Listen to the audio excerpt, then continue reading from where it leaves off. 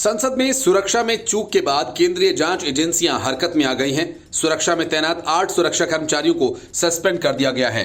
Delhi police की special cell के साथ साथ टेररिस्ट सेल की भी जांच की जा रही है। IB, CBI, NIA, raw, CRPF, CISF और फॉरेंसिक जांच एजेंसी सहित कई राज्यों की पुलिस भी आरोपियों को लेकर दिल्ली पुलिस को इनपुट दे रही है। इस काम में हरियाणा, यूपी, बिहार, कर्नाटक और महाराष्ट्र पुलिस भी दिल्ली पुलिस को आरोपियों के बारे में इनपुट दे रही है।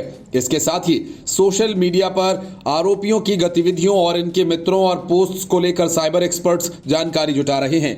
दिल्ली पुलिस के 200 से अधिक अधिकारी, जवान और विशेषज्ञ इस काम में लगे हैं। इस काम में राज्यों और एजेंसीज को मिलकर 100 से अधिक आईपीएस अधिकारी लगे हैं। सूत्रों के हिसाब से अब तक जो जानकारी मिली है उससे साफ है कि बीजेपी सांसद से लोकसभा का पास बनवाना भी उसकी एक साजिश का हिस्सा था।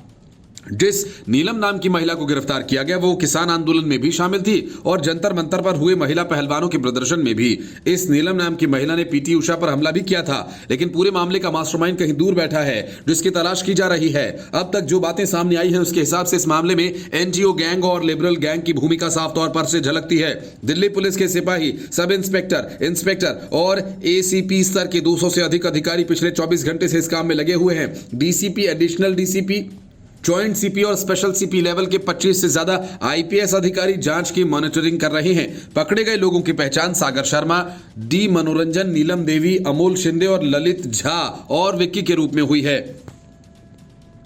दिल्ली पुलिस के एक बड़े अधिकारी की माने तो इस घटना के बाद दिल्ली पुलिस ने कुछ सांसदों सहित 20 से ज्यादा लोगों से पूछताछ की है। दिल्ली पुलिस ने 5 से ज्यादा लोगों को डिटेन भी किया हुआ है। दिल्ली पुलिस के पूर्व ज्वाइंट सीपी एसबीएस त्यागी कहते हैं कि सुरक्षा के लिहाज से ये बड़ी चूक है। दिल्ली पुलिस सबसे पहले एफआईआर दर्ज करेगी। एफआईआर दर्ज करने के बाद इन लोगों के बारे में जानकारी जुटाएगी। ये लोग कौन है, इसके बाद मकसद क्या था इनका, ये सब जानना होगा। क्या इन लोगों ने संसद भवन के अंदर वैध तरीके से प्रवेश किया? क्या इनका मकसद आतंकवादी हमले को अंजाम देना था? दिल्ली पुलिस कई धाराओं में इन लोगों पर मुकदमा दर्ज कर सकती है।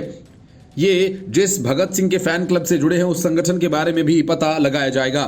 शीतकालीन सत्र की कार्यवाही के दौरान दर्शक दीर्घा से 2 शख्स लोकसभा के अंदर कूद गए थे।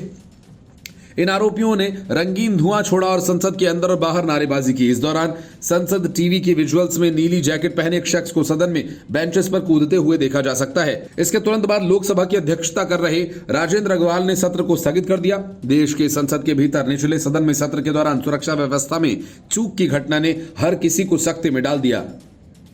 दर्शक दीर्घा से 2 लोग लोकसभा में अचानक कूद गए और नारेबाजी करने लगे। इस दौरान एक युवक ने अपने जूते में से स्मोक क्रैकर निकाला और स्प्रे करना शुरू कर दिया। हालांकि समय रहते सुरक्षा बलों और सांसदों ने दोनों को पकड़ लिया। Bureau report, news of India.